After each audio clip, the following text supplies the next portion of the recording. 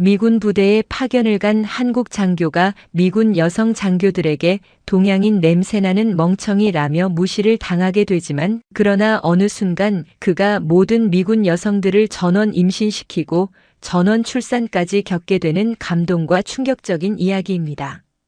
숨이 턱 막히는 7월의 열기가 아스팔트 활주로에서 간 내린 곽태철 대위의 전투복을 축축하게 적셨다. 한국 땅이었지만 공기의 질감부터가 달랐다. 제트 연료의 비릿한 냄새와 타이어 마찰음, 그리고 그 모든 것을 압도하는 광활한 미군 기지의 이질적인 풍경. 대한민국 평택, 그러나 대한민국이 아닌 땅 캠프 험프리스. 서울의 대형 병원, 그 치열하고도 건조한 수술실을 떠나 그가 스스로 선택한 3년간의 유배지였다. 그의 파견은 일종의 도피였다. 촉망받는 외과 의사라는 타이틀, 아버지의 기대를 한몸에 받는 아들이라는 역할, 그 모든 것이 버거웠다. 3분 진료와 실적 압박 속에서 그는 메스를 든 기술자가 되어가고 있을 뿐 환자의 영혼을 돌보는 의사가 될 수는 없었다. 군의관의 길은 그에게 있어 잠시 숨을 고를 수 있는 마지막 동화줄과도 같았다. 아버지는 명예를 말했지만 그는 안식을 원했다. 그러나 그의 눈앞에 펼쳐진 풍경은 안식과는 거리가 멀었다. 철조망 너머로 보이는 익숙한 논과 밭, 그리고 그 안에서 위압적으로 솟아오른 낯선 건물들의 부조화. 그는 경계인, 이방인이 될 운명임을 직감했다. 캡틴 곽태철? 정확하지만 감정이 실리지 않은 영어 발음이 그의 고막을 때렸다. 돌아본 곳에는 금발을 단정하게 묶어 올린 여군 장교가 서 있었다. 훤칠한 키, 햇볕에 잘 그을린 피부, 그리고 무엇보다 서늘할 정도로 날카로운 청회색 눈동자. 명찰에는 밀러 사라라고 적혀 있었다. 의무대대 작전 장교이자 그의 인솔 책임자였다. 그녀는 태철을 위아래로 훑어보았다. 그것은 첫 만남의 호기심 어린 시선이 아니었다. 마치 군수품의 재원을 확인하듯 그의 신체 사이즈와 전투력, 유용성을 가늠하는 듯한 차갑고 분석적인 시선이었다. 환영합니다, 캡틴. 의무대대 작전장교 사라 밀러 대위입니다. 환영한다는 말과는 달리 그녀의 입꼬리는 미동조차 하지 않았다. 태철이 내민 손을 그녀는 건성으로 마주 잡았다 놓았다. 단단했지만 온기 없는 악수였다. 짐은 그것뿐입니까? 네, 그렇습니다. 좋습니다. 따라오시죠. 기지는 넓고 복잡하니 혼자 다니다 길을 잃는 일은 없도록. 그 말에는 미묘한 가시가 돋쳐 있었다. 어리숙한 동양인에 대한 선입견이 담긴 배려를 가장한 경고. 태철은 말없이 그녀의 뒤를 따랐다. 밀러의 등은 넓고 단단했다. 한치의 망설임 없는 그녀의 걸음걸이에서부터 엘리트 군인 특유의 자신감이 뿜어져 나왔다. 기지는 거대한 괴물처럼 태철을 삼켜버렸다. 끝없이 뻗은 도로 위로는 흙먼지를 뒤집어 쓴 험비와 육중한 전술 트럭이 굉음을 내며 지나갔다. 도로변에는 버거킹과 스타벅스 간판이 보였고 스피커에서는 시끄러운 록 음악이 흘러나왔다. 마주치는 미군들은 제각기 다른 인종이었지만 그들 모두는 미군이라는 하나의 정체성으로 단단하게 묶여 있었다. 그 속에서 동양인 남성인 태철은 홀로 떠있는 섬이었다. 브라이언 올굿 육군 지역병원에 도착했을 때 밀러는 그를 의무대대장에게 기계적으로 소개했다. 대대장은 인자한 미소를 지었지만 그의 눈빛 역시 태철의 가치를 저울질하고 있음을 느낄 수 있었다. 짧은 면담이 끝나자 밀러는 그를 작은 개인 진료실로 안내했다. 여기가 당신이 사용하게 될 공간입니다. 필요한 기본 물품은 모두 구비되어 있습니다. 우리 병원의 시스템은 한국의 병원과는 많이 다를 겁니다. 최대한 빨리 적응하시길 바랍니다. 그녀는 마치 임무를 완수했다는 듯 서류철을 그의 책상 위에 탁 소리가 나게 내려놓았다. 내일 아침 8시 전체 브리핑이 있습니다. 5분 전까지 도착하십시오. 여기서 지각은 용납되지 않습니다. 그녀는 짧은 경고를 남기고 뒤도 돌아보지 않은 채 사라졌다. 텅 빈 진료실에 홀로 남은 태철은 깊은 한숨을 내쉬었다. 차라리 서울의 그 지옥 같던 수술실이 그리워질 지경이었다. 이곳은 보이지 않는 계급과 인종의 벽으로 둘러싸인 또 다른 형태의 전쟁터였다. 다음 날 아침 브리핑 룸의 공기는 팽팽한 긴장감으로 가득했다. 태철은 정확히 10분 전에 도착했지만 이미 대부분의 장교들이 자리를 잡고 있었다. 그가 들어서는 순간 모든 시선이 그에게로 향했다. 무관심한 시선, 호기심 어린 시선, 그리고 노골적으로 경계하는 시선. 특히 한 무리의 여군들이 그를 보며 자기들끼리 무언가 속삭이며 킥킥거리는 것이 눈에 들어왔다. 그 중심에는 밀러가 있었다. 태철은 꿋꿋하게 앞쪽으로 걸어가 빈자리에 앉았다. 곧이어 대대장의 주재로 브리핑이 시작되었다.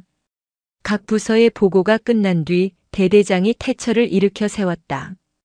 오늘부터 우리와 함께하게 된 대한민국 육군 소속 곽태철 대위를 소개한다. 캡틴 곽은 서울에서 아주 유능한 외과 의사였다고 들었다. 모두 따뜻하게 맞아주길 바란다. 태철은 자리에서 일어나 짧게 경례를 붙였다. 만나서 반갑습니다. 많이 배우고 또 제가 가진 의술로 여러분께 기여할 수 있도록 최선을 다하겠습니다. 그의 인사가 끝나자 형식적인 박수가 터져 나왔다. 그때 뒤쪽에 앉아있던 한 여군 부사관이 누가 들어도 알 수 있을 만큼 커다랗고 비꼬는 듯한 목소리로 말했다. 오, 의사 선생님이시라. 저 가녀린 손으로 총은 제대로 쏠 수 있을지 모르겠네. 그녀는 정비고에서 막 나온 듯 기름 냄새를 풍기는 제시카 데이비스 중사였다. 그녀의 말에 주변에서 참았던 웃음이 키득거리며 터져 나왔다. 브리핑 룸의 공기가 순식간에 싸늘해졌다. 대대장이 헛기침으로 분위기를 수습했지만 이미 엎질러진 물이었다. 그것은 이방인에 대한 혹독한 신고식이었다. 모욕감에 얼굴이 화끈거렸지만 태철은 표정을 바꾸지 않았다. 그는 그저 묵묵히 데이비스 중사를 그리고 그녀의 옆에서 만족스러운 듯 입꼬리를 올리고 있는 밀러 대위를 바라볼 뿐이었다. 브리핑이 끝나고 흩어지는 사람들 속에서 태철은 완벽하게 혼자였다. 아무도 그에게 말을 걸지 않았다. 마치 그 자리에 없는 투명 인간처럼 모두가 그를 스쳐 지나갔다. 그는 자신의 진료실로 돌아와 문을 닫았다. 창밖으로 보이는 낯선 기지의 풍경. 그는 조용히 주먹을 꽉 쥐었다. 도망쳐온 이곳이 결국 그가 맞서 싸워야 할 새로운 전쟁터가 될 것임을 예감했다. 그리고 그 전쟁은 결코 쉽지 않을 터였다. 그의 가슴 속에서 차가운 분노와 함께 뜨거운 승부욕이 동시에 타오르기 시작했다. 곽태철을 향한 보이지 않는 벽은 시간이 흐를수록 더욱 견고하고 차가운 강철의 요새가 되어갔다. 그것은 단순한 무시나 텃세를 넘어 그의 존재 자체를 부정하고 전문성을 훼손하려는 조직적인 움직임처럼 느껴졌다. 그 중심에는 언제나 사라 밀러 대위와 그녀를 따르는 무리가 있었다.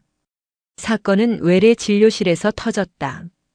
고된 훈련 중 어깨에 극심한 통증을 호소하며 한 병사가 실려왔다. 엑스레이 상으로는 별다른 골절 소견이 보이지 않았다. 동행한 미군 군의관은 단순 근육 염좌로 판단하고 진통제와 휴식을 처방하려 했다. 하지만 태철의 생각은 달랐다. 그는 환자의 어깨를 직접 만져보고 관절의 가동 범위를 세심하게 살피며 몇 가지 테스트를 진행했다. 단순 염좌가 아닙니다. 어깨 관절 와순이 파열되었을 가능성이 매우 높습니다. 이 정도 통증과 걸리는 느낌은 일반적인 염좌의 범주를 넘어섭니다. 정밀 검사를 위해 즉시 MRI를 촬영해야 합니다. 태철의 진단에 미군 군의관인 캡틴 앤더슨이 코웃음을 쳤다. 그는 밀러와 절친한 사이였다. 캡틴 곽, 너무 과민 반응하는 것 아닙니까? 여긴 전장과 다름없는 곳입니다. 이 정도 부상은 병사들에게 감기나 마찬가지라고요. MRI는 비용도 시간도 많이 소요됩니다. 당신의 추측 하나만으로 그럴 순 없습니다. 이것은 추측이 아니라 제 의학적 경험과 지식에 기반한 합리적 진단입니다. 만약 관절 와순 파열이 맞다면 초기 치료를 놓칠 경우 만성적인 탈골로 이어져 해당 병사는 군 복무를 계속하기 어려워질 겁니다. 태철의 단호한 말에도 앤더슨은 어깨를 으쓱하며 그의 의견을 묵살했다. 우리는 우리 부대의 표준 절차를 따릅니다. 일단 진통제를 투여하고 경과를 지켜보죠. 주변에 있던 간호병력들과 다른 환자들까지 모두 이 상황을 지켜보고 있었다. 태철의 전문성은 동료 의사에 의해 공개적으로 무시당했다. 굴욕감에 입술이 바짝 말랐지만 그는 더 이상 반박하지 않았다. 결과가 모든 것을 증명해 줄 것이었다. 며칠 뒤 통증이 악화된 그 병사는 결국 외부의 민간 병원에서 MRI 촬영을 했고 태철의 진단대로 어깨 관절 와순의 심각한 파열로 밝혀졌다. 즉시 수술이 필요한 상황이었다. 이 일로 앤더슨은 가벼운 경고 조치를 받았지만 그는 태철에게 사과하기는커녕 오히려 그를 더욱 적대시했다. 밀러의 무리는 이 사건을 우연히 얻어 걸린 동양 의사의 신기 정도로 폄하하며 비웃었다. 그들의 핍박은 점점 더 교묘하고 악랄해졌다. 항공부대 소속의 엘리트 파일럿인 에밀리 카터 중위는 태철이 주관하는 전 부대원 대상 건강 브리핑 시간에 대놓고 조종 사용 고글을 닦으며 딴짓을 했다. 브리핑이 끝나고 질의응답 시간이 되자 그녀는 손을 들고 이렇게 말했다. 캡틴 곽, 당신의 이론적인 설명은 잘 들었습니다. 하지만 책상머리에 앉아서 하는 공부와 중력의 몇 배에 달하는 압력을 온몸으로 견디며 비행하는 파일럿의 현실은 다릅니다. 혹시 전투기 조종석에 앉아본 경험이라도 있으십니까? 없으시다면 저희에게 이래라 저래라 할 자격도 없다고 생각합니다만. 날카로운 조롱의 장내에는 싸늘한 침묵이 흘렀다. 태철은 그 어떤 군인보다 강인한 체력과 정신력을 자부하는 그녀의 자존심을 건드리지 않으면서도 자신의 전문성을 입증해야 하는 어려운 상황에 놓였다. 정비고의 여장부 제시카 데이비스 중사의 방식은 더욱 노골적이었다. 그녀는 태철이 부상자 후송 절차 훈련을 위해 정비고를 방문했을 때 일부러 시끄럽게 엔진을 공회전시키며 그의 설명을 방해했다. 그리고는 기름 묻은 손으로 태철의 깨끗한 전투복 소매를 툭 치며 말했다. 이봐요, 닥터.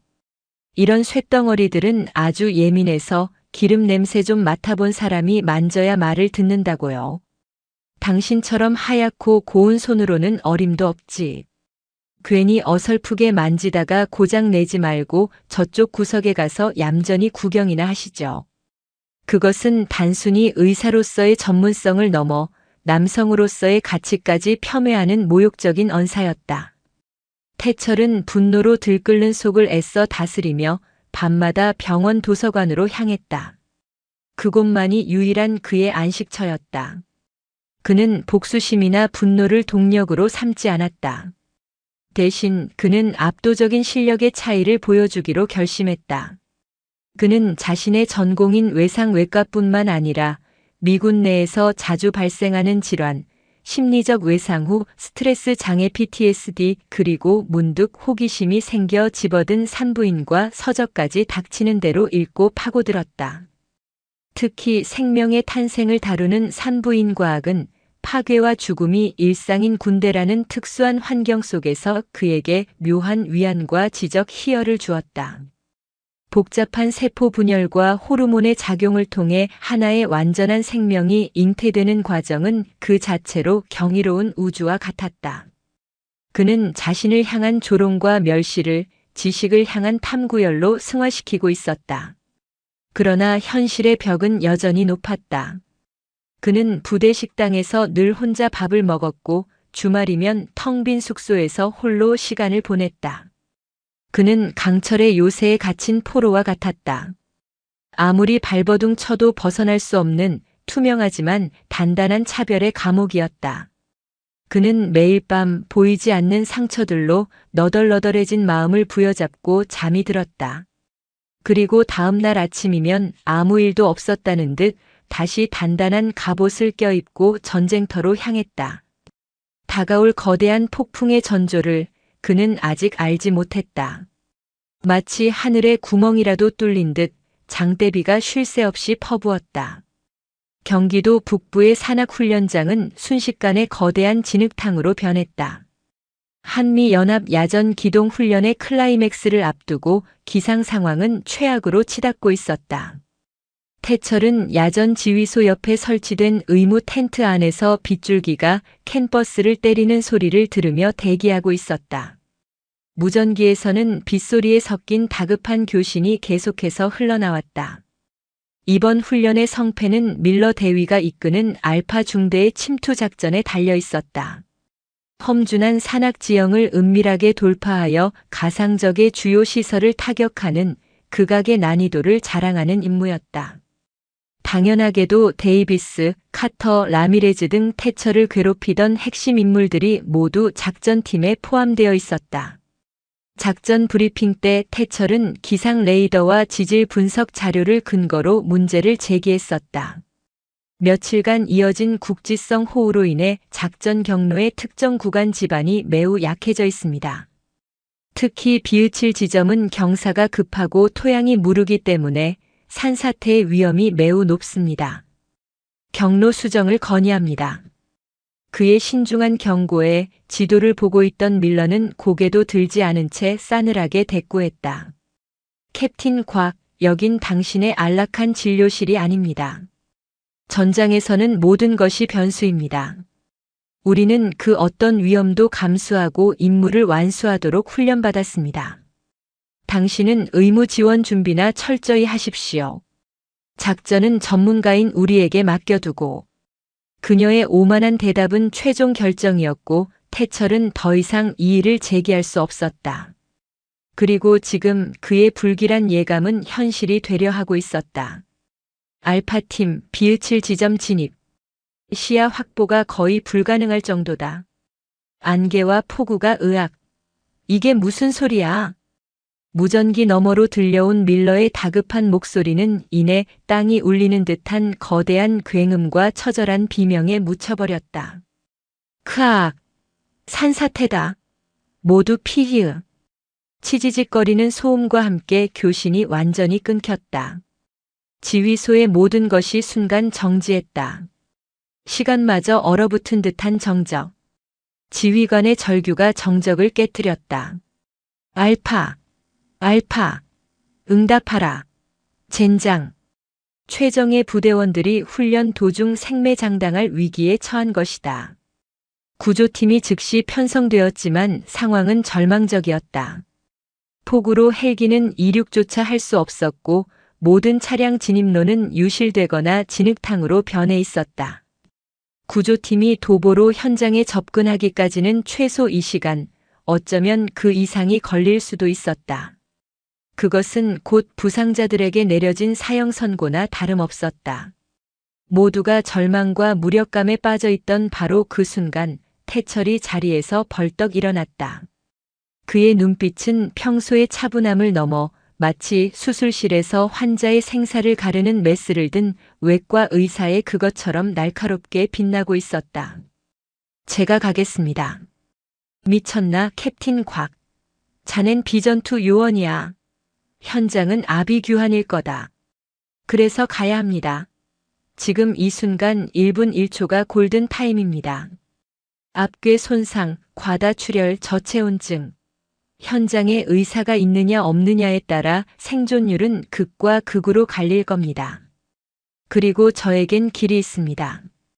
그는 지휘소 지도를 가리켰다. 브리핑 때 눈여겨보았던 지금은 사용되지 않는 낡은 군용 등산로였다. 이 길을 이용하면 30분 안에 현장 근처까지 접근할 수 있습니다. 제가 직접 가겠습니다. 그의 목소리에는 그 어떤 두려움이나 망설임도 없었다. 오직 생명을 구해야 한다는 의사로서의 사명감과 자신의 판단이 옳았음을 증명해야 한다는 군인으로서의 책임감이 불타오르고 있었다. 지휘관은 그의 기세에 압도당해 자신도 모르게 고개를 끄덕였다. 태철은 묵직한 구급낭을 둘러매고 통신병 한 명만 대동한 채 지옥 같은 폭우 속으로 뛰어들었다. 숲은 어둡고 축축했으며 발밑은 질퍽한 지늘기 발목을 잡았다. 나뭇가지가 전투복을 찢고 얼굴을 할퀴었지만 그는 멈추지 않았다. 머릿속에는 오직 해부학적 지식과 응급처치 절차만이 빠르게 시뮬레이션되고 있었다. 마침내 현장에 도착했을 때 그의 눈앞에 펼쳐진 광경은 상상 이상으로 참혹했다. 거대한 산의 일부가 통째로 무너져 내려 모든 것을 집어삼킨 모습이었다. 곳곳에서 희미한 신음소리가 들려왔다. 그는 즉시 부상자 색출 및 중증도 분류 트리아지를 시작했다. 그의 움직임은 한치의 낭비도 없이 빠르고 효율적이었다. 진흙더미에 다리가 깔린 채 고통스러워하는 데이비스 중사를 발견하고는 즉시 휴대용 부목으로 다리를 고정하고 진통제를 투여했다. 밀러 대위는 어디 있나?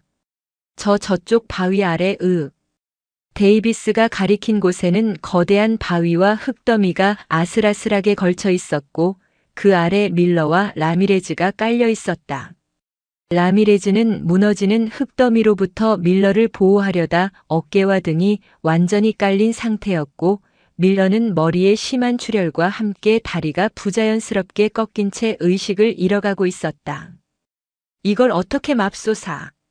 통신병이 절망에 빠진 순간 태철의 눈이 번뜩였다.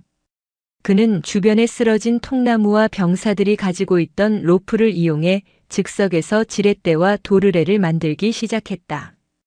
군사 훈련이 아닌 물리학과 의학 지식이 총동원된 생존의 과학이었다. 모두 힘을 합쳐야 합니다. 내가 신호를 보내면 당기십시오.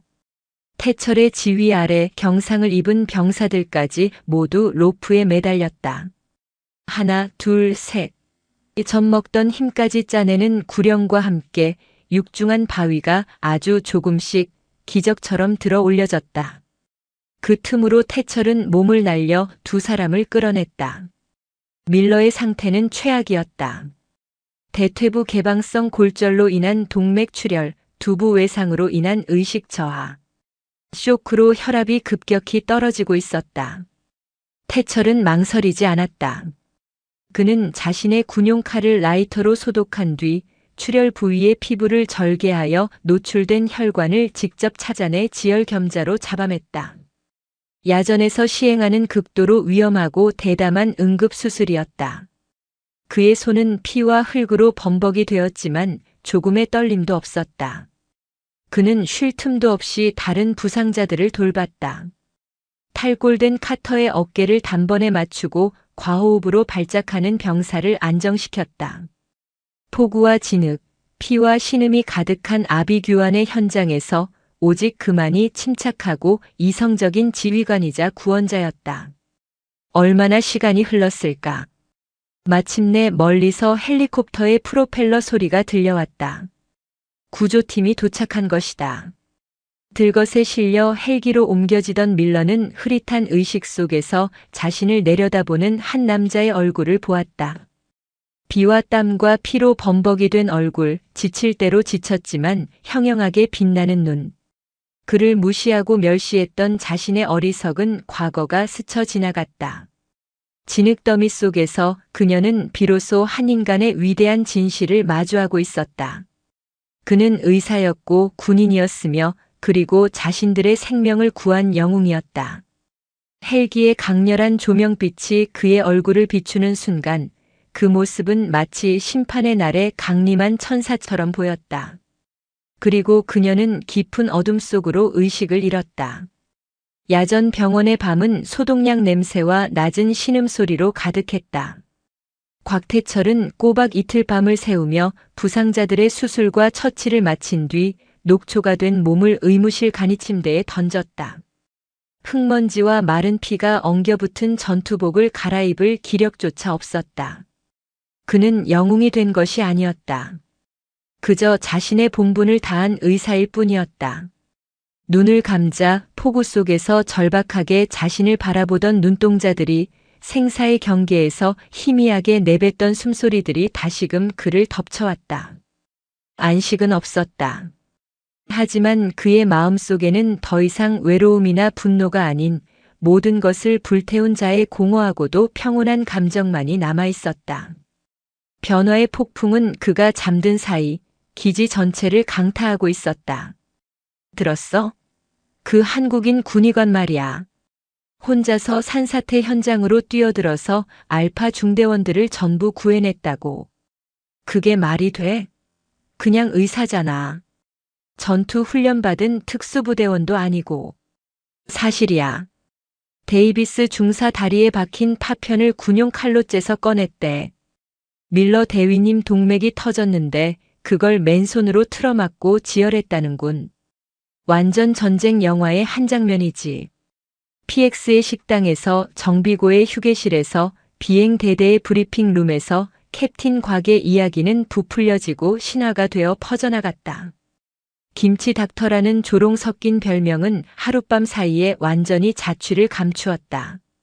그 자리에는 경외와 놀라움이 담긴 진흙탕의 외과 의사라는 새로운 별명이 자리 잡았다. 그를 멸시했던 시선들은 이제 감히 그를 정면으로 쳐다보지 못했다. 그들의 편견은 산산조각 났고 그 파편은 부끄러움이 되어 스스로를 향하고 있었다. 가장 먼저 태처를 찾아온 것은 밀러였다. 복합골절 수술을 받은 다리에 깁스를 한 채 링거를 매달고 휠체어에 앉아 있었다. 그녀는 간호병력의 만류를 뿌리치고 기어코 태철의 의무실 문 앞에 나타났다. 지독할 정도의 자존심이었다. 태철이 문을 열자 두 사람 사이에는 숨막히는 침묵이 흘렀다. 밀러는 핏기 없는 입술을 몇 번이고 달싹였지만 좀처럼 말을 내뱉지 못했다. 그녀의 청회색 눈동자는 복잡한 감정으로 격렬하게 흔들리고 있었다. 자신의 오만함이 부대를 전멸시킬 뻔했다는 죄책감, 목숨을 빚졌다는 굴욕감, 그리고 그 모든 것을 뛰어넘는 압도적인 감사함이 뒤엉켜 있었다. 캡틴. 그녀가 간신히 쥐어짜낸 목소리는 갈라져 있었다. 아니, 곽 대위님. 당신의 경고가 옳았어. 내가 틀렸고. 그것은 사과라기보다는 패배 선언에 가까웠다. 엘리트 군인으로서 지휘관으로서 쌓아온 모든 자부심이 무너져 내리는 순간이었다. 그녀는 고개를 떨군 채 말을 이었다. 당신은 우리 모두를 구했어. 나 같은 인간을 왜 구한 거지? 태철은 말없이 그녀를 바라보았다. 그는 승자의 여유를 부리거나 과거의 모욕을 들추어내지 않았다. 그는 그저 지친 의사의 얼굴로 담담하게 말했다. 나는 의사이고 당신은 내 환자였을 뿐입니다. 그 외에 다른 이유는 없습니다, 밀러 대위. 지금은 회복에만 집중하십시오.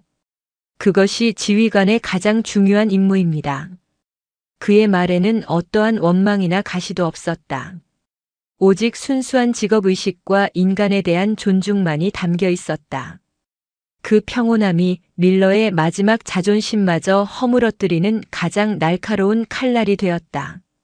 그녀의 눈에서 뜨거운 눈물 한 방울이 손등 위로 툭 떨어졌다. 강철 같던 여인의 첫눈물이었다. 그녀를 시작으로 어색한 사죄의 행렬이 이어졌다. 다리에 통깁스를 한 제시카 데이비스는 휠체어를 밀고 와 퉁명스러운 표정으로 너덜너덜해진 잡지 한 권을 툭 던졌다. 이봐요, 닥터. 심심할까봐. 뭐 딱히 당신 주려고 가져온 건 아니고 내가 다 봐서 버리려던 참이었어. 투박하고 서툰 표현이었지만 그 안에 담긴 진심은 서툰 포장지를 뚫고 흘러나왔다. 어깨에 붕대를 감은 에밀리 카터는 찾아와 아무 말 없이 자신이 가장 아낀다는 최신 항공역학에 대한 원서 한 권을 그의 책상 위에 내려놓고 갔다. 그것은 그녀가 상대를 자신의 세계를 공유할 자격이 있는 전문가로 인정한다는 최고의 찬사였다. 가장 극적인 변화는 태처를 공개적으로 망신 주었던 캡틴 앤더슨에게서 나타났다. 그는 부상자들의 후속 치료 과정에서 태처의 보조 역할을 맡게 되었다. 태철은 사적인 감정을 완전히 배제한 채 냉철하고 정확한 의학적 지시를 내렸다. 앤더슨 환자에게 이트라코나졸을 추가로 처방하도록. 진흙 속의 곰팡이균 감염 가능성을 배제할 수 없어. 하지만 표준 외상 후 감염 프로토콜에는 여긴 교과서가 아니라 현실입니다. 환자의 생명이 달렸으니 내 지시에 따르십시오. 태철의 목소리는 조용했지만 그 안에는 거스를 수 없는 권위와 확신이 서려 있었다. 앤더슨은 반박하지 못하고 굴욕적인 표정으로 그의 지시를 따를 수밖에 없었다. 병원의 모든 의료진이 지켜보는 앞에서 두 사람의 위상은 완벽하게 역전되었다. 태철은 더 이상 회색지대의 이방인이 아니었다. 그는 자신의 실력으로 강철의 벽을 깨부수고 그 중심에 자신의 자리를 당당하게 새겨 넣었다. 하지만 그는 변하지 않았다. 여전히 조용했고 묵묵히 자신의 일을 했다. 병원 복도를 지나갈 때 자신을 향해 경례를 붙이는 병사들에게 가볍게 목례를 할 뿐이었고 식당에서는 여전히 구석 자리에서 혼자 식사했다. 밀러는 병실 창문 너머로 그런 그를 지켜보았다. 모두가 그를 영웅이라 칭송했지만 그는 조금도 우쭐대지 않았다. 마치 그날의 참사는 당연히 자신이 했어야 할 일을 했을 뿐이라는 듯이. 그녀는 깨달았다. 곽태철의 강함은 군인으로서의 자존심이나 의사로서의 명예욕에서 비롯된 것이 아니었다. 그것은 더 깊고 근원적인 곳, 한 인간이 가진 신념과 타인의 생명을 향한 순수한 존중에서 나오는 것이었다. 그 순간 그녀의 마음속에서 감사함을 넘어선 한 인간에 대한 깊은 경외심이 싹트기 시작했다. 얼어붙었던 강철의 심장이 마침내 따스한 온기에 녹아내리고 있었다. 산사태의 상처가 아물고 계절이 바뀌면서 캠프 험프리스에는 새로운 질서와 평화가 찾아왔다. 곽태철 대위는 이제 부대 내에서 가장 신뢰받는 군의관으로 확고히 자리 잡았다. 밀러 대위를 비롯한 알파 중대 여군들과는 과거의 악연이 무색할 만큼 끈끈한 전우애가 싹텄다. 그들은 더 이상 태철을 피하거나 무시하지 않았다. 오히려 훈련 중 작은 찰과상이라도 입으면 엄살을 부리며 그의 진료실을 찾아와 농담을 건네는 사이가 되었다. 하지만 그 평화로운 수면 아래 아무도 예상치 못한 기이한 파문이 번지기 시작했다. 가장 먼저 이상을 감지한 것은 밀러 자신이었다. 아침마다 속이 메스꺼리고 지독한 피로감이 좀비처럼 온몸을 짓눌렀다. 처음에는 사고 후유증이나 지휘관으로서의 스트레스 탓이라 여겼다. 하지만 증상은 점점 심해졌다. 평소 좋아하던 커피 냄새가 역하게 느껴졌고 감정 기복이 롤러코스터처럼 너를 뛰었다. 강철 같던 그녀의 통제력에 미세한 균열이 가기 시작했다. 그것은 그녀 혼자만의 문제가 아니었다. 정비고에서는 제시카 데이비스가 갑자기 헛구역질을 하며 뛰쳐나가는 일이 잦아졌다. 동료들이 걱정하며 묻자 그녀는 어젯밤 과음에서 그렇다며 특유의 거친 농담으로 둘러댔지만 그녀의 얼굴은 창백하게 질려 있었다. 그녀의 후각은 비정상적으로 예민해져 늘 익숙하던 기름 냄새가 지옥의 유황 냄새처럼 느껴졌다. 하늘의 여전사 에밀리 카터는 비행 시뮬레이션 훈련 중 갑작스러운 현기증으로 조종관을 놓칠 뻔하는 아찔한 경험을 했다. 의무 기록에 흠집을 남길 수 없다는 생각에 그녀는 이 사실을 누구에게도 말하지 않고 혼자 끙끙 앓았다. 그녀의 날카롭던 집중력은 안개처럼 흐릿해졌고 사소한 일에도 신경질적으로 반응했다. 그녀들은 모두 각자의 공간에서 혼자만의 이상 증세를 겪고 있다고 생각했다. 군대라는 거대한 조직, 특히 남성 중심의 전투부대에서 나약함은 곧 도태를 의미했다. 그녀들은 완벽한 여성 군인이라는 갑옷에 생긴 작은 흠집을 들키지 않기 위해 필사적으로 자신의 몸이 보내는 이상 신호를 외면하고 억눌렀다. 이 기이한 전염병의 실마리를 처음으로 발견한 것은 의무대 소속의 클로이 마르티네즈 상병이었다. 그녀는 태처를 진심으로 존경하고 따르는 몇 안 되는 인물 중 하나였다. 어느 날 중대의 막내인 베이커 일병이 울상이 되어 그녀를 찾아왔다. 손에 쥔 임신 테스트기에는 선명한 두 줄이 그어져 있었다. 갓 20살을 넘긴 어린 병사의 인생이 송두리째 흔들리는 순간이었다. 마르티네즈는 그녀를 위로하며 이 사실을 비밀에 붙여주기로 약속했다. 그런데 며칠 뒤 또 다른 부사관이 생리가 몇 주째 없다며 불안을 호소해왔다. 그리고 그 다음 주에는 라미레즈 하사가 이유 없는 복통과 미열에 시달린다며 진통제를 요청했다. 마르티네즈의 등골에 소름이 돋았다. 그녀는 의무 기록을 뒤지기 시작했다. 그리고 놀라운 패턴을 발견했다. 이상 증세를 보이는 여군들이 모두 알파 중대 소속이었고 전부 산사태 사고의 생존자들이라는 공통점이었다. 마치 그날의 끔찍한 트라우마가 집단적인 신체화 증상으로 발현되는 것처럼 보였다. 비밀은 더 이상 비밀이 아니었다. 여자들만의 공간인 샤워실이나 숙소에서 그녀들은 서로의 미묘한 변화를 눈치채기 시작했다. 조금씩 불러오는 아랫배, 예민해진 감정, 특정 음식에 대한 집착, 의심의 눈초리들이 오갔고 불안한 속삭임들이 공기를 채웠다. 하지만 누구도 먼저 그 판도라의 상자를 열려고 하지 않았다. 진실을 마주하는 것이 두려웠기 때문이다. 긴장감은 최고조에 달했다. 그녀들의 관계는 다시 얼어붙기 시작했다. 동병상련의 동지애가 아닌 같은 비밀을 가진 공범자들의 불안한 연대였다. 그들은 서로를 의심하고 경계했다. 자신의 비밀이 탄로날까봐 혹은 동료의 비밀 때문에 자신이 피해를 볼까봐 전전긍긍했다. 어느 날 저녁 밀러는 관사에서 홀로 저녁 식사를 하다 말고 화장실로 달려가 거칠게 구토를 했다. 창백한 얼굴로 거울 앞에 선 그녀는 낯선 자신의 모습을 마주했다. 지난 몇 달간 자신을 지탱해온 강인한 지휘관의 모습은 온데간데 없었다. 거울 속에는 통제 불가능한 자신의 신체 앞에서 두려움에 떨고 있는 한 명의 나약한 여성이 서 있을 뿐이었다. 그때 창문 너머로 의무실을 향해 걸어가는 태철의 모습이 보였다. 그의 곧고 단단한 걸음걸이는 그 어떤 상황에서도 흔들리지 않을 것 같은 절대적인 안정감을 주었다. 그날 진흙더미 속에서 모두가 절망에 빠져 있을 때 홀로 빛나던 그의 눈빛이 떠올랐다.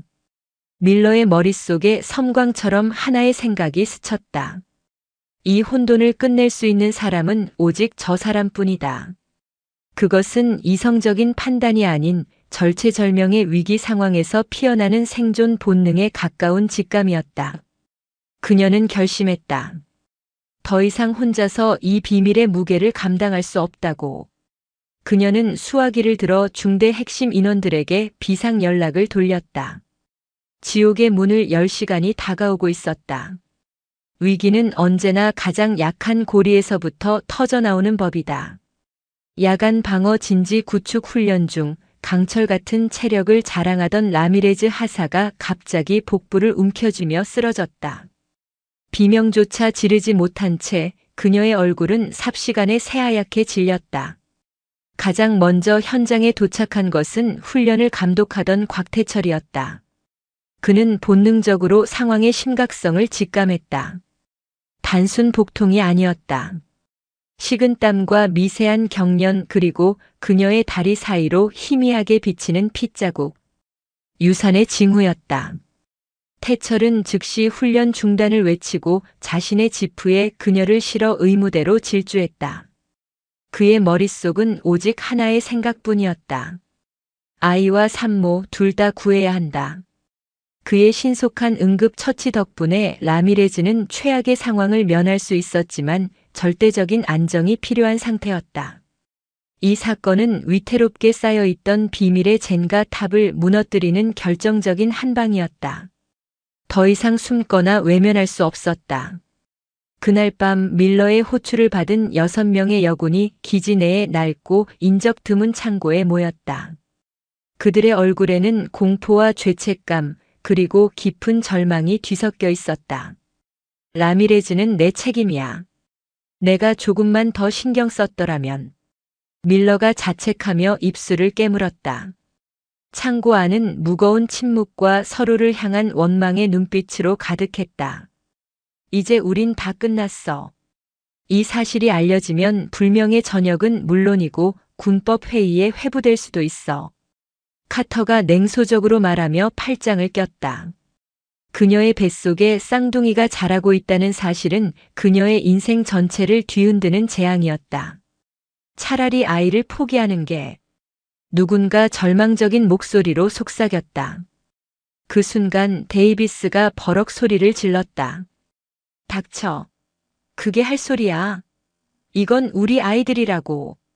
그들의 대화는 해결책 없는 다툼으로 번져갔다.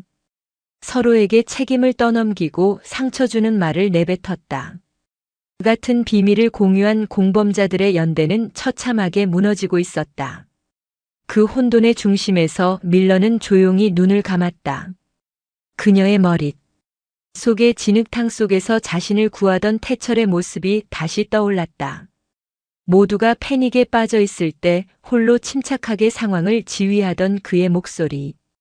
피와 흙으로 범벅이 된 채 자신의 혈관을 찾아내던 그의 흔들림 없는 손. 그는 혼돈 속에서 질서를 찾아내는 사람이었다. 밀러는 눈을 번쩍 떴다. 그리고 결단을 내렸다. 모두 그만. 지금 우리에게 필요한 건 다툼이 아니야. 마지막으로 단 한 번만 더 기댈 수 있는 사람이 있어. 그녀의 말에 모두의 시선이 집중되었다. 늦은 밤 태철의 숙소 문을 두드리는 소리는 처형을 기다리는 죄인의 그것처럼 절박했다. 문을 연 태철은 문 앞에 도열한 6명의 여군들을 보고 잠시 놀랐지만 이내 모든 상황을 짐작한 듯 그들을 안으로 들였다. 그의 좁은 방은 6명의 여군들이 들어서자 발 디딜 틈도 없이 꽉 찼다. 아무도 입을 열지 못했다. 무거운 침묵이 납덩이처럼 방 안을 짓눌렀다. 태철은 말없이 차를 끓여 그들의 손에 하나씩 쥐어주었다. 그 온기마저 죄스럽게 느껴졌다. 마침내 리더인 밀러가 무릎을 꿇었다. 그녀의 갑작스러운 행동에 모두가 놀랐지만 이내 약속이라도 한 듯 나머지 5명도 그녀를 따라 무릎을 꿇었다. 군인이 다른 군인에게 그것도 같은 계급의 장교에게 무릎을 꿇는다는 것은 상상조차 할 수 없는 자신의 모든 명예와 자존심을 내던지는 행위였다. 곽 대위 우리를 살려주게. 밀러의 목소리는 눈물에 젖어 처절하게 갈라져 나왔다. 우리는 군인으로서 그리고 여자로서도 실패했어. 우리는 괴물이야. 그녀를 시작으로 참아왔던 모든 울음이 본물처럼 터져 나왔다. 그들은 돌아가며 자신들의 비밀을, 두려움을, 그리고 절망을 낱낱이 고백했다. 그것은 단순한 임신 사실의 고백이 아니었다. 완벽한 군인이 되어야 한다는 강박, 여성이라는 이유로 차별받지 않기 위해 발버둥 쳐온 세월, 그리고 그 모든 것이 물거품이 될지도 모른다는 공포가 뒤섞인 피눈물 나는 절규였다. 태철은 무릎을 꿇은 채 오열하는 그녀들 앞에 조용히 마주 앉았다. 그는 어떠한 질문도 질책도 하지 않았다. 그는 그저 한참 동안 그녀들의 모든 눈물과 고통을 온몸으로 받아내며 묵묵히 들어주었다. 마침내 울음이 잦아들었을 때 태철이 조용히 입을 열었다. 그의 목소리는 낮았지만 그 어떤 위로의 말보다 단단한 힘이 실려 있었다. 당신들은 실패하지 않았습니다. 괴물은 더더욱 아닙니다. 그는 6명의 얼굴을 하나하나 천천히 둘러보았다. 나는 당신들의 눈에서 군인으로서의 책임감과 자신의 아이를 지키려는 어머니로서의 본능을 동시에 봅니다. 그 두 가지가 충돌하며 고통스러웠을 뿐입니다. 그것은 결코 죄가 아닙니다. 그는 자리에서 일어나 자신의 책상으로 다가가 그동안 밤을 새워 읽었던 낡은 산부인과 서적 한 권을 들고 왔다. 군인의 사명은 미래를 지키는 것이라고 했습니다. 그리고 생명을 잉태하는 것보다 더 위대한 방식으로 미래를 지키는 방법은 이 세상에 존재하지 않습니다. 그는 책을 그녀들 앞에 펼쳐 보였다. 당신들은 지금 당신들의 인생에서 가장 중요하고 가장 명예로운 임무를 수행하고 있는 겁니다. 나는 의사로서 그리고 당신들의 전우로서 당신들이 이 위대한 임무를 완수할 수 있도록 모든 것을 걸고 돕겠습니다.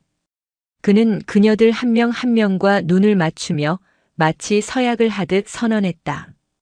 당신들의 비밀은 오늘부터 나의 비밀입니다. 당신들의 고통은 이제 나의 책임입니다. 그리고 당신들의 아이들은 내가 반드시 지켜낼 겁니다.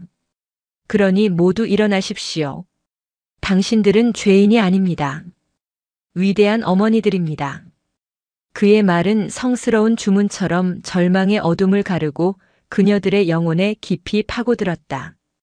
그녀들은 서로를 부축하며 자리에서 일어났다. 눈물로 얼룩진 얼굴이었지만 그 눈빛에는 더 이상 절망이 아닌 작은 희망의 불씨가 타오르고 있었다. 그날 밤 곽태철의 작은 숙소에서 맺어진 핏빛처럼 진한 서약은 7명의 운명을 영원히 바꾸어 놓게 될 위대한 약속의 시작이었다. 서약이 맺어진 그날 밤 이후 곽태철의 삶은 완벽한 이중 생활로 접어들었다. 낮에는 모든 이에게 신뢰받는 군의관 캡틴 곽으로, 해가 지면 6명의 예비 엄마와 7개의 심장 소리를 지키는 비밀의 수호천사로 다시 태어났다. 그의 첫 번째 임무는 그녀들을 위한 안전한 성소를 만드는 것이었다. 그가 선택한 장소는 그들이 눈물의 고백을 했던 기지 외곽에 버려진 보급 창고였다. 먼지가 뽀얗게 쌓이고 녹슨 철제 선반만이 뒹구는 그곳은 모두에게 잊힌 공간이었다. 그는 자신의 사비를 털고 주말을 온전히 반납하며 창고를 개조하기 시작했다. 정비고의 데이비스에게 부탁해 고장난 발전기를 몰래 수리하여 최소한의 전력을 확보했고 폐기될 예정이었던 야전 침대와 매트리스를 가져와 아늑한 휴식 공간을 만들었다. 낡은 군용 담요로 칸막이를 쳐서 각자의 프라이버시를 존중받을 수 있는 간이 진료실을 꾸몄다. 그의 손길이 닿을수록 차갑고 버려졌던 창고는 점차 그들만의 비밀을 품은 따뜻하고 안전한 자궁처럼 변해갔다. 그들만의 비밀 진료는 매일 밤 자정이 넘은 시간에 이루어졌다. 야간 순찰조의 동선까지 파악한 치밀한 계획이었다. 약속된 시간이 되면 여군들은 그림자처럼 창고로 스며들었다. 그곳에서 군복을 벗고 편한 옷으로 갈아입는 순간 그녀들은 강인한 군인이 아닌 평범한 예비 엄마의 모습으로 돌아왔다. 태철의 진료는 세심하고 따뜻했다. 그는 인터넷을 통해 개인적으로 주문한 휴대용 도플러 초음파 진단기를 꺼내 들었다. 차가운 젤이 배에 닿는 느낌에 그녀들이 몸을 움츠리면 그는 부드러운 농담으로 긴장을 풀어주었다. 이윽고 스피커를 통해 들려오는 작지만 빠르고 힘찬 심장 소리. 두근 두근 두근. 그 소리는 세상에서 가장 아름다운 음악이 되어 그녀들의 불안과 공포를 눈 녹듯 녹여내렸다. 처음으로 자신의 아기 심장 소리를 들은 데이비스는 거친 욕설 대신 아이 같은 눈물을 펑펑 쏟아냈고 늘 이성적이던 카터는 멍하니 스피커만 바라보며 생명의 신비에 경탄했다. 그는 의학적 관리를 넘어 그녀들의 영혼까지 돌보았다. 그는 한국의 어머니에게 부탁해 임산부에게 좋다는 각종 한약재와 식료품을 공수해왔다. 밤늦게 창고 한쪽에서 휴대용 버너로 직접 미역국을 끓이고 정성껏 만든 밑반찬을 대접했다. 처음에는 낯선 음식에 어색해하던 그녀들도 그의 진심 어린 정성에 감동하여 이내 누구보다 맛있게 음식을 비웠다. 그들이 함께 둘러앉아 미역국을 나눠 먹는 모습은 군대라는 삭막한 공간 속에서 피어난 기이하고도 아름다운 가족 사진과 같았다. 하지만 비밀을 지키는 것은 살얼음판을 걷는 것과 같았다. 위기는 끊임없이 찾아왔다. 갑작스러운 야간 비상소집 훈련이 발령되었을 때 그는 자신의 권한을 이용해 급성 위장염 의심 환자 다수 발생이라는 허위 보고를 올려 그녀들을 열외시켰다. 그의 대담한 행동에 밀러는 경악했지만 태철은 눈 하나 깜짝하지 않았다. 그는 이미 자신의 군의관 경력 전체를 이 비밀에 저당 잡힌 상태였다. 가장 큰 위기는 정기 체력 검정이었다. 윗몸 일으키기, 팔 굽혀 펴기, 3km 달리기. 임신 초기인 그녀들에게는 치명적인 독이나 다름없었다. 모두가 절망적인 표정으로 어찌할 바를 모를 때 태철은 다시 한번 해결사로 나섰다. 그는 며칠 밤을 새워 그녀들 각자의 과거 의무 기록을 분석했다. 그리고 산사태 사고 당시의 충격과 최근의 고강도 훈련을 교묘하게 엮어 훈련으로 인한 만성 피로, 골절 및 척추 디스크 의심이라는 매우 그럴듯한 진단서를 만들어냈다. 진단서에는 정밀 검사가 필요하며 결과가 나올 때까지 모든 종류의 격한 신체 활동을 금지해야 한다는 강력한 권고가 포함되어 있었다. 그의 진단서는 너무나도 논리적이고 전문적이어서 그 누구도 이의를 제기하지 못했다. 그는 자신의 의학 지식을 그녀들을 지키는 가장 강력한 방패로 사용하고 있었다. 시간이 흐를수록 그녀들의 신체 변화는 더 이상 군복으로 가리기 힘들어졌다. 이때 뜻밖의 재능이 빛을 발했다. 바로 정비고의 데이비스였다. 그녀는 밤마다 창고에 재봉틀을 가져와 동료들의 전투복을 몰래 수선하기 시작했다. 허리 부분의 박음질을 뜯어내고 눈에 띄지 않는 안쪽에 신축성 좋은 고무밴드를 덧대는 시기였다. 그녀의 손을 거친 전투복은 겉보기에는 완벽했지만 불러오는 배를 감쪽같이 감싸주는 마법의 갑옷으로 재탄생했다. 그들은 이제 각자의 능력을 이용해 함께 이 비밀을 지켜나가는 완벽한 공범자이자 동지가 되어가고 있었다. 어느 깊은 밤 창고에 모인 그녀들은 태철이 들려주는 아기 심장 소리를 배경음악 삼아 처음으로 서로의 배를 어루만지며 미래에 태어날 아이들에 대한 이야기를 나누었다. 내 아들은 나 닮아서 조종사가 될 거야. 웃기지 마, 카터. 내 성질머리를 닮으면 관제탑이랑 싸우다 영창 갈걸. 우리 딸은 나처럼 엔지니어가 돼서 내 비행기를 고쳐주겠지. 데이비스의 농담에 모두가 웃음을 터뜨렸다. 그 순간 창고 안에는 더 이상 불안이나 공포가 없었다. 오직 희망과 생명에 대한 경의, 그리고 끈끈한 유대감만이 가득했다. 태철은 그 모습을 조용히 지켜보며 미소 지었다. 그는 더 이상 외로운 이방인이 아니었다. 7개의 심장 소리를 지키는 비밀의 수호천사, 어둠 속 성소의 유일한 사제였다. 그의 어깨에 얹힌 책임감은 태산처럼 무거웠지만 그의 마음은 단 한 번도 느껴보지 못했던 충만한 보람과 기쁨으로 가득 차 있었다. 이 기이한 동맹은 이제 세상을 향해 나아갈 준비를 하고 있었다. 시간은 비밀의 편이 아니었다. 계절이 바뀌고 그녀들의 배는 눈에 띄게 불러왔다. 교묘하게 수선한 전투복도 태철이 만들어준 각종 의학적 변명도 한계에 다다르고 있었다. 부대 내에서는 알파 중대 여군들이 단체로 건강관리에 실패한 것 아니냐는 비아냥 섞인 소문이 공공연하게 돌기 시작했다. 위태로운 비밀의 성은 언제 무너져도 이상하지 않을 만큼 흔들리고 있었다. 결정타는 에밀리 카터에게서 터져나왔다. 비행 훈련을 마치고 내리던 그녀가 갑자기 극심한 현기증과 함께 활주로에 쓰러진 것이다. 다행히 큰 부상으로 이어지진 않았지만 이 사건은 모두에게 끔찍한 경고였다.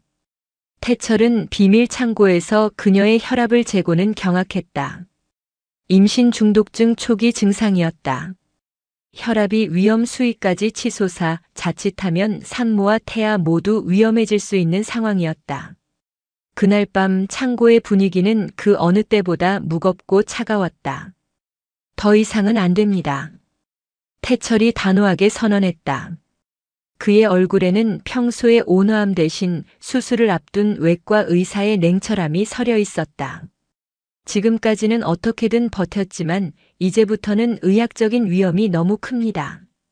만에 하나 응급 상황이 발생했을 때 이 창고에서는 제가 할 수 있는 일이 아무것도 없습니다. 이제 비밀이 진실보다 더 위험해졌습니다. 그의 말에 모두가 입을 다물었다. 부정하고 싶지만 명백한 사실이었다. 세상 밖으로 나가야 합니다. 하지만 우리는 죄인처럼 끌려나가지 않을 겁니다. 우리가 직접 문을 열고 당당하게 걸어 나갈 겁니다. 우리의 방식으로. 그의 눈빛이 섬광처럼 빛났다. 그것은 도망이나 자수가 아닌 정면 돌파를 선언하는 승부사의 눈빛이었다. 그날부터 태철과 밀러는 밤을 새워가며 작전을 준비했다. 그것은 단순한 자백이나 탄원서가 아니었다. 부대 지휘관을 상대로 벌이는 6 여군과 7 생명의 미래가 걸린 치밀하고 대담한 심리전이자 전략 보고서였다. 태철은 먼저 미 육군 규정집을 통째로 외울 기세로 파고들었다. 임신한 여군에 대한 권리와 보호 조항, 비전투 보직 전환 절차, 출산 휴가 및 복귀 프로그램에 관한 모든 조항을 샅샅이 뒤졌다. 그는 법률 자문가처럼 그들이 이용할 수 있는 모든 규정과 판례를 찾아내 무기로 만들었다. 밀러는 자신의 모든 인맥과 행정 능력을 총동원했다. 그녀는 6 여군의 지난 복무 기록을 전부 수집하여 그들이 얼마나 부대에 헌신해 온 우수한 인재인지를 증명하는 완벽한 포트폴리오를 만들었다. 각종 훈련에서 받은 포상 기록, 동료들의 긍정적인 평가서, 상관의 추천서까지 그녀들의 가치를 객관적인 데이터로 입증하는 자료였다. 그리고 태철은 그 모든 것을 집대성하여 하나의 경이로운 제안서를 완성했다. 제안서의 이름은 프로젝트 아테나였다. 전쟁과 지혜의 여신. 그것은 단순한 우연이 아니었다. 제안서의 핵심은 위기를 기회로의 전환이었다. 6명의 임신한 여군을 전력 손실이 아닌 새로운 형태의 특수 전력으로 재정의하는 혁신적이고도 대담한 발상이었다. 제안서의 내용은 구체적이었다. 파일럿인 카터는 자신의 비행 경험을 살려 들어온 부대의 시뮬레이션 교관으로, 정비사인 데이비스는 신병들을 위한 정비 실습 교관으로, 밀러는 자신의 지휘 경험을 바탕으로 작전 본부의 행정 및 전략 지원 장교로 각자의 전문성을 100% 활용할 수 있는 비전투 보직으로의 전환을 제안했다.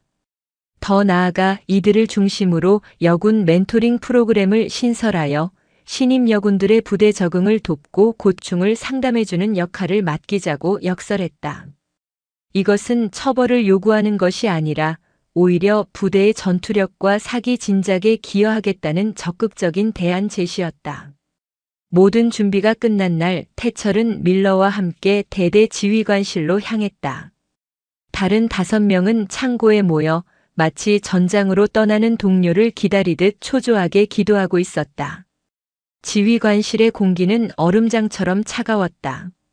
대대장 존슨 중령은 이미 모든 소문을 파악하고 있었고 그의 얼굴은 분노로 굳어 있었다. 내 부대에서 이런 말도 안 되는 군 기강 해이 사건이 벌어지고 있었다는 걸 내가 모를 줄 알았나? 그의 고함이 방을 울렸다. 전원 군법 회의감이야. 보고 의무 위반 명령 불복종. 당신들 군인으로서의 인생은 여기서 끝났어. 밀러의 얼굴이 하얗게 질렸다. 하지만 그녀 옆에 선 태철은 조금의 미동도 없었다. 그는 존슨 중령의 분노가 모두 터져 나올 때까지 묵묵히 기다렸다. 그리고 폭풍이 지나간 뒤의 고요 속에서 조용히 입을 열었다. 처벌은 달게 받겠습니다, 대대장님. 하지만 그 전에 단 10분만 시간을 내어주시어 저희가 준비한 대안을 검토해 주시길 요청드립니다. 그는 조금의 감정 동요도 없이 준비한 프로젝트 아테나 제안서를 공손히 내밀었다. 존슨은 코웃음을 치며 서류를 받아들었다. 하지만 첫 장을 넘기는 순간 그의 표정이 미묘하게 변하기 시작했다.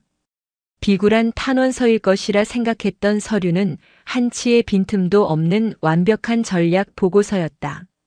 날카로운 상황 분석, 구체적인 데이터, 그리고 무엇보다 부대의 미래를 위한 대담한 비전이 담겨 있었다. 존슨의 눈동자가 빠르게 서류 위를 오갔다. 그의 머릿속에서는 복잡한 계산이 이루어지고 있었다. 규정대로라면 이들을 모두 처벌하고 불명예 전역시키는 것이 맞다.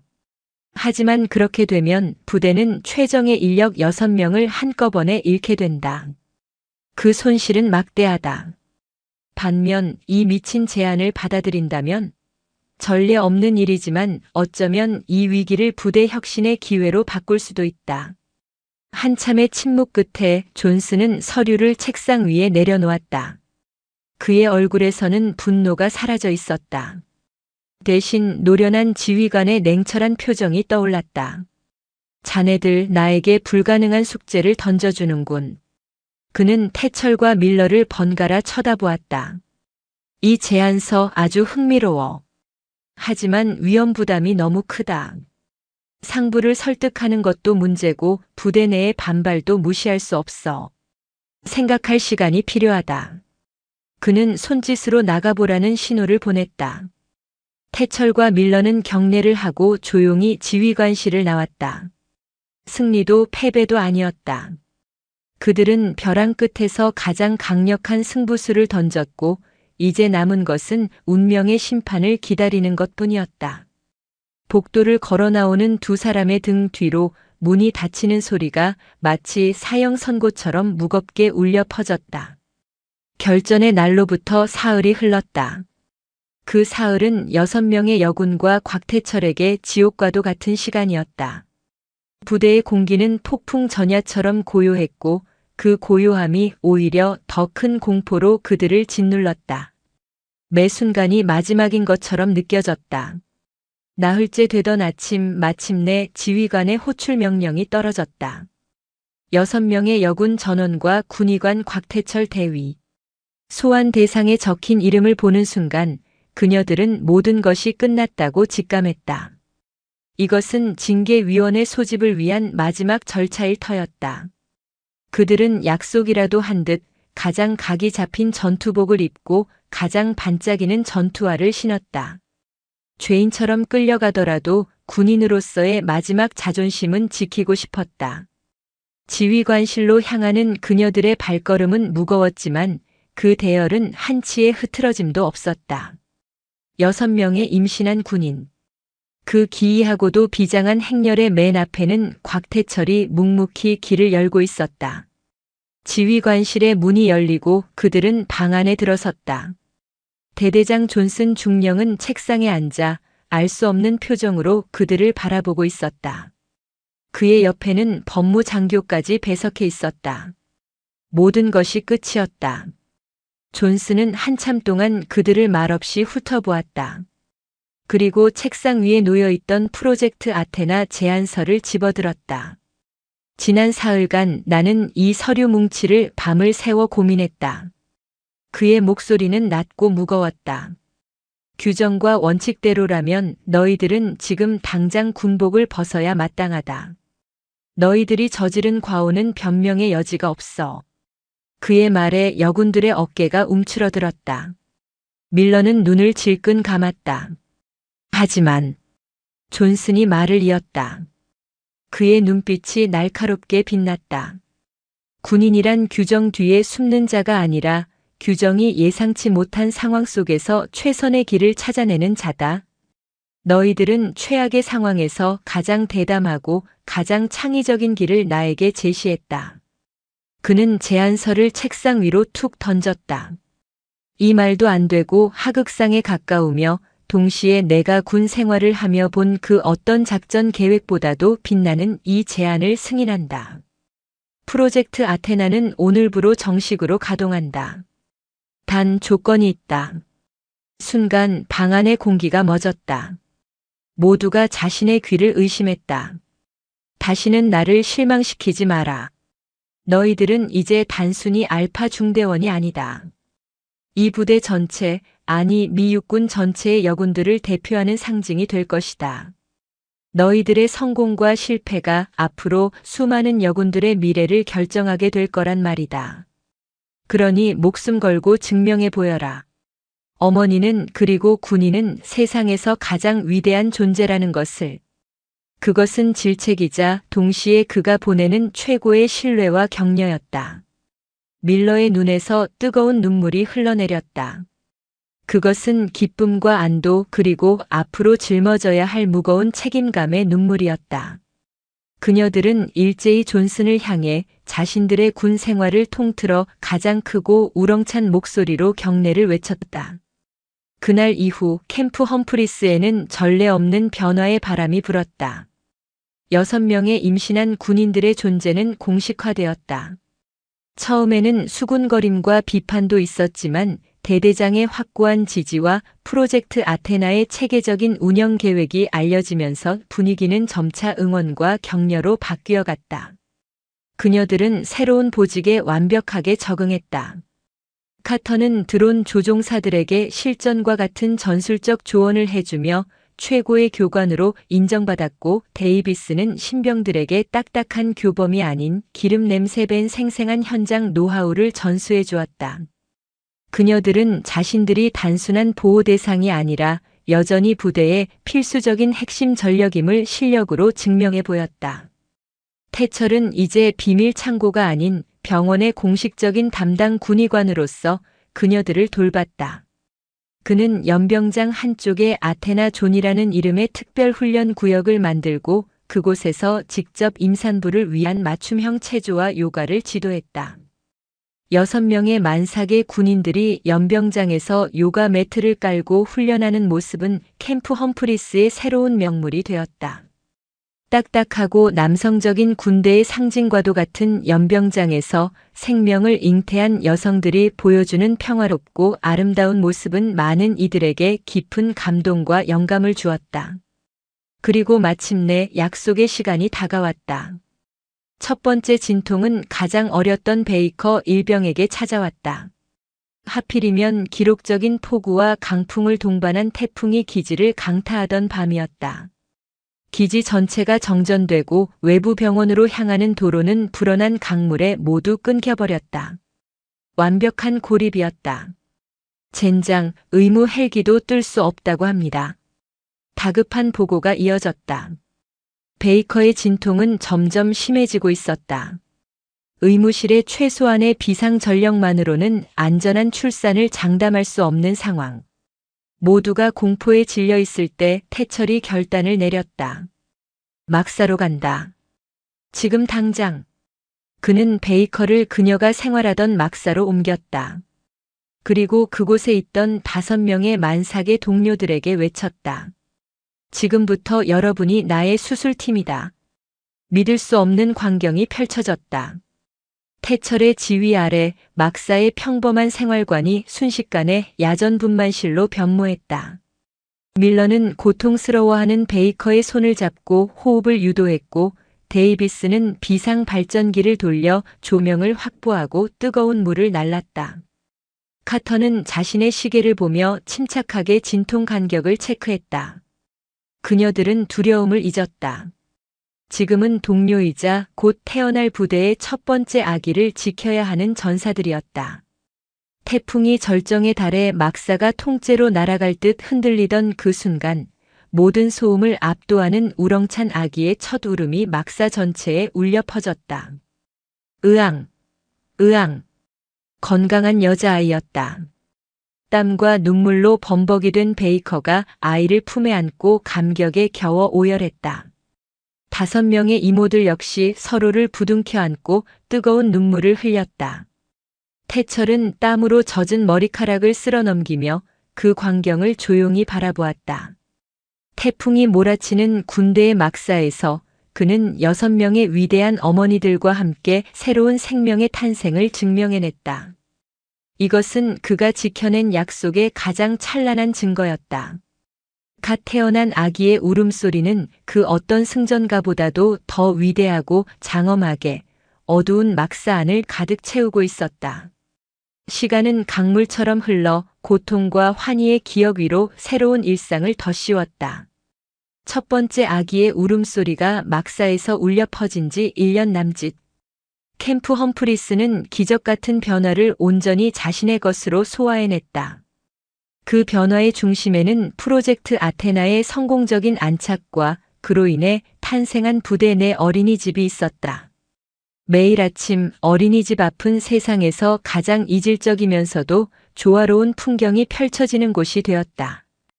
위장 무늬 전투복을 입은 엄마 군인들이 한 손에는 육중한 전술 헬멧을, 다른 한 손으로는 아장아장 걷는 아이의 작은 손을 잡고 등원하는 곳. 소령으로 진급한 밀러가 늠름한 아들의 뺨에 뽀뽀를 해주고 경례를 가르치는 곳. 데이비스가 딸의 기저귀를 전문가의 솜씨로 갈아주며 동시에 어린 정비병에게 엔진 결함에 대해 지시를 내리는 곳. 카터가 쌍둥이 남매와 오늘 저녁 메뉴를 놓고 진지하게 협상을 벌이는 곳. 그곳은 군대의 심장부에서 피어난 가장 따뜻하고 소란스러운 생명의 오아시스였다. 그리고 그 오아시스의 터줏대감은 단연 엉클 곽태철 대위였다. 그는 일주일에 2번 어린이집을 방문해 아테나 베이비들의 건강을 돌보는 것을 가장 중요한 임무로 삼았다. 아이들은 하얀 가운 대신 전투복을 입은 그를 조금도 무서워하지 않았다. 오히려 그의 무릎 위로 기어오르거나 청진기를 장난감처럼 가지고 놀며 친근함을 표했다. 태철은 아이들의 작은 머리를 쓰다듬으며 자신이 지켜낸 이 작은 우주들의 온기에 기대어 지난 시간의 모든 피로를 위로받곤 했다. 그는 더 이상 외롭지 않았다. 주말이면 밀러의 관사에 모여 함께 바비큐 파티를 하는 것이 그들의 새로운 전통이 되었다. 고기 굽는 냄새와 아이들의 웃음소리, 그리고 군인들의 호탕한 농담이 어우러진 그곳에서 태철은 비로소 진정한 의미의 가족을 느꼈다. 하지만 모든 만남의 끝이 있듯 그의 시간도 서서히 마지막을 향해 가고 있었다. 그 소식은 가장 행복했던 어느 주말 오후에 날벼락처럼 찾아왔다. 바비큐 파티가 한창 무르익을 무렵 태철이 뜸을 들이다 조용히 입을 열었다. 저 다음 달에 귀국 명령이 나왔습니다. 3년간의 파견 근무가 모두 끝났습니다. 순간 시끄럽던 마당에 찬물을 끼얹은 듯 정적이 흘렀다. 아이들의 웃음소리마저 멀게 느껴졌다. 모두의 시선이 태철에게로 향했다. 그 누구도 놀라지 않았다. 언젠가는 반드시 올 일이라는 것을 모두가 알고 있었다. 하지만 막상 현실로 닥친 이별의 무게는 상상했던 것보다 훨씬 더 무겁고 아팠다.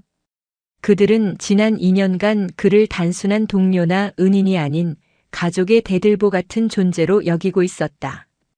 그가 없는 캠프 험프리스는 상상조차 할 수 없었다. 침묵을 깬 것은 밀러였다. 그녀는 애써 미소를 지으며 농담을 던졌다.